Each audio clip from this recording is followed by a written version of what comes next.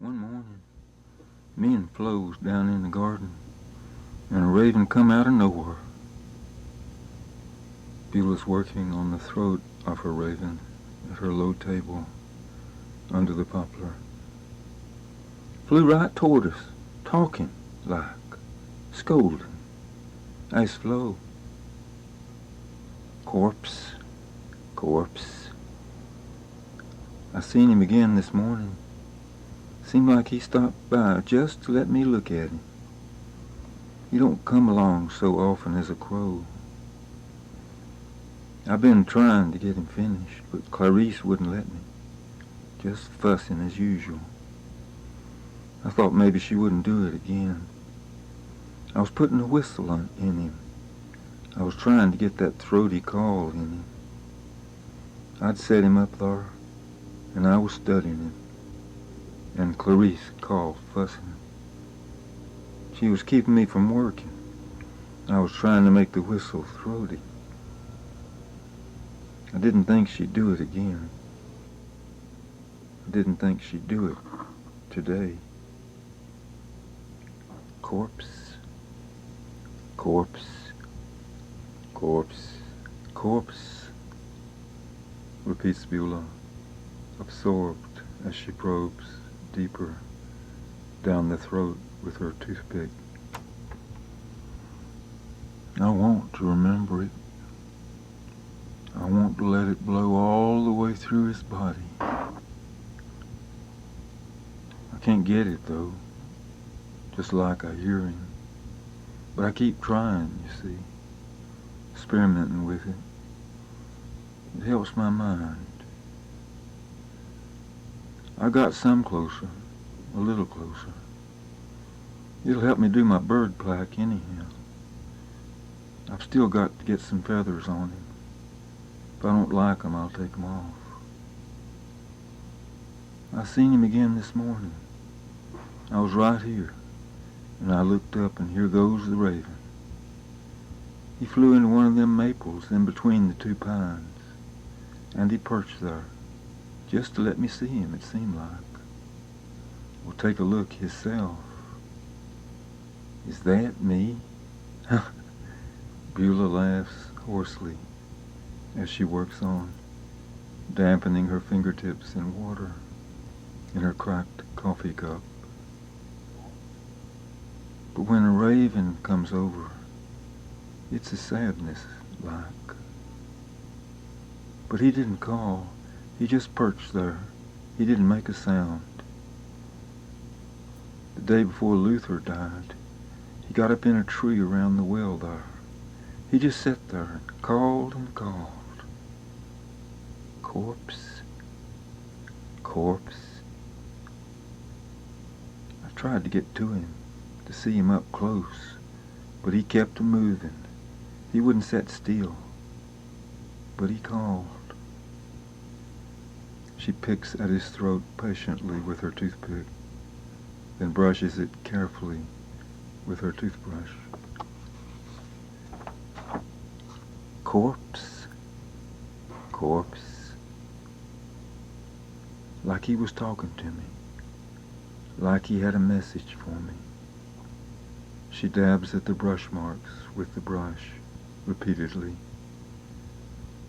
Corpse, corpse. He called and he called.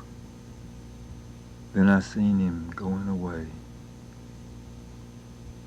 She smooths his throat tenderly with her fingertip and raises her hand toward the sky.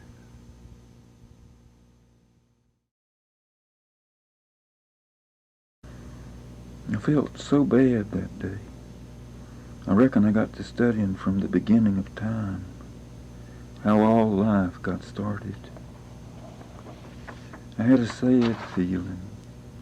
Everything slowed way down, just like I was feeling a little while ago with all your questions, Jack. I just dropped my head this way. Beulah leans way over, her head between her knees, and for a moment her forehead almost touches the floor. but not so much to show me, to illustrate her thought, as from necessity. Her mood is so heavy today that the movement, so radical and yet unforced, seems to come from the center of her body, to volunteer, as if slowly the weight, the gravity, masters her, and she submits. As it draws her head down, she succumbs. She draws her head down. Not just from my questioning, that too, but from all flows trouble, and her own, Sadie's, Lorna's, Clyde's.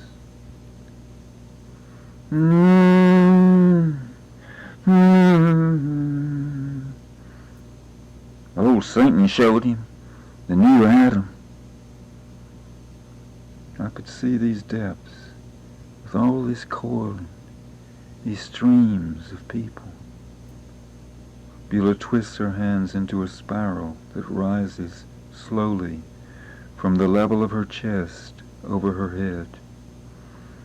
Just depths out there, and I was looking down at these things coming from here, studying why we were put here, and what was the purpose of this, and such a flow of misery from such a beautiful place. Once it was paradise.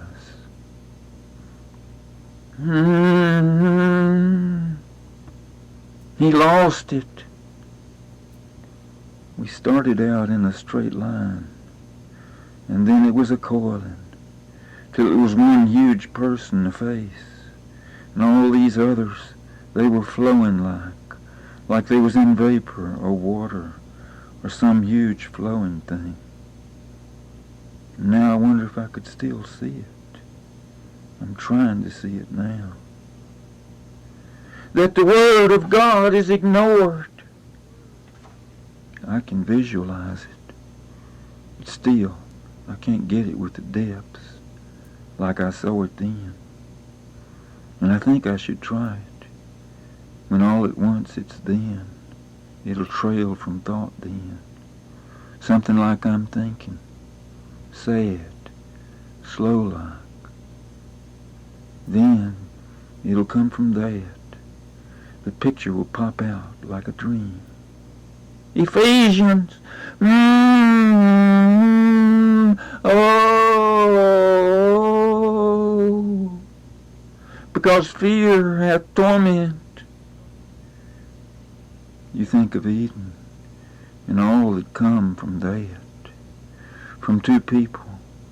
There was such a flow there then. Trouble didn't exist. Tears. Don't do it, Mammy. The devil transforms. Then it seemed like a dam broke, whirling and cutting its way through. Down, down. Into an angel of life, Flo cries. But Beulah's excitement increases, gaining momentum, headlong down from that moment. Down, down, she continues.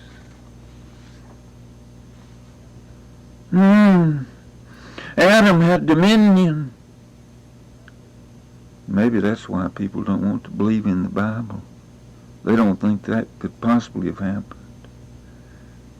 These scientists that watch the stars, I believe they'll report it. He lost it at the fall. Look away. Look away. Flo sings.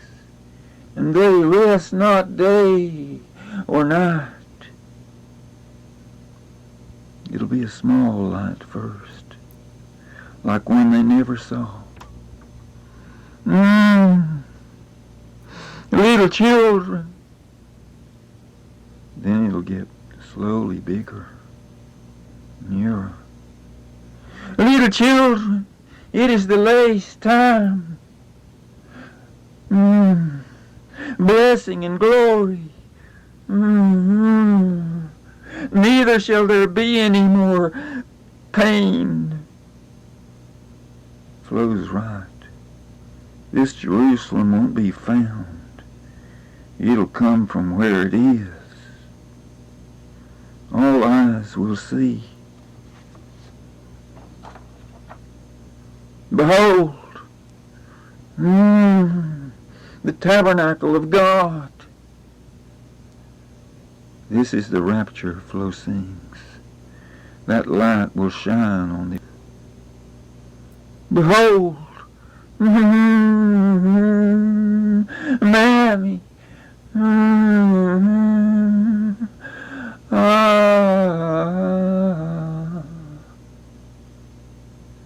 this new Jerusalem will take away the light of the sun, because it will pale. Again the long vowel, after the plosive, as period to the thought. Beulah's honed and whetted, pale, slicing through the air and searching into it, into the silence which closes after it. Oh, when I reach my home, I was sitting here like this.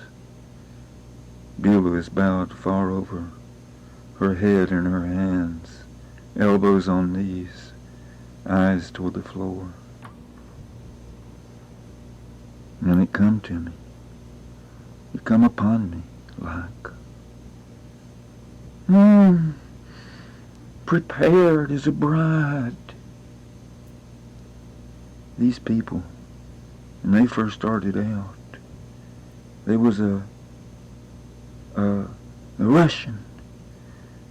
Beulah raises her right hand suddenly with the swift word, Russian, and glides it steeply down along the sunshaft, slanting onto the linoleum from the top of the window. Out of the great tribulation.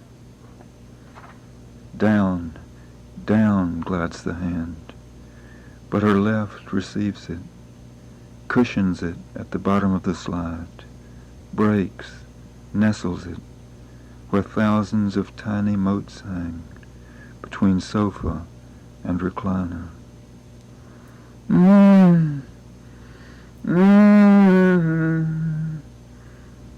If we are lost, we shall stand at the great white throne.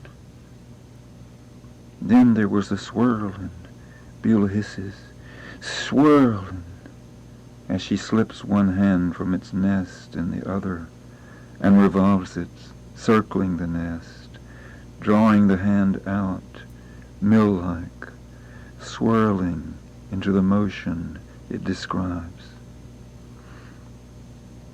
till they took up the depths. That's what come to me. Finally, and it laced. It was fixed. She points to a place between her knees. And their eyes were opened, and it was looking up at me. But yet, it was made up of all of them, all these bodies at laced. They were fixed there. But it wasn't my idea. Oh no, not at all. I've thought about it. It come to me like, before I could get to it. They'd all make it up, because it was looking. It was already looking up at me. He come to Eve. But yet, I've been thinking about it a long time before it come to me. All the sorrow and all the tears that's come from two people making one mistake.